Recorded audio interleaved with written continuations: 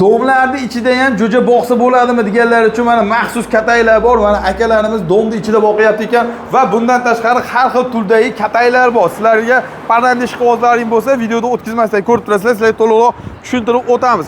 Mana katagimiz papugaga mo'ljallangan, dekorativ tovuqqa ham mo'ljallangan. Narxi $150 bo'ladi.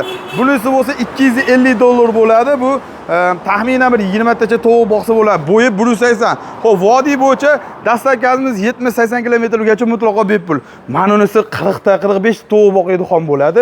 Buni narxi bo'lsa $400 bo'ladi. Mestasi bir 10 tacha bo'ladi. Eng qiziq tarafi utubli-til, slamchkalari hamma yo'g'i bo'lgan va mana yem bergandan keyin begona qushlar yeb ketmasligiga mo'ljallab qo'yilgan va undan tashqari har xil jo'ja va parrandalar boqqani ham har xil turdagi kataylarni yasab berilaveradi. Ayronchilar, gazvadachilar, marujnachilarga bunaqa ham bor. Buni narxi bo'lsa 2,5 million so'm hozirgi kundagi narxi. Akalar, kimgadir zarur bo'lsa pastdagi raqamlarga aloqaga chiqaverasizlar.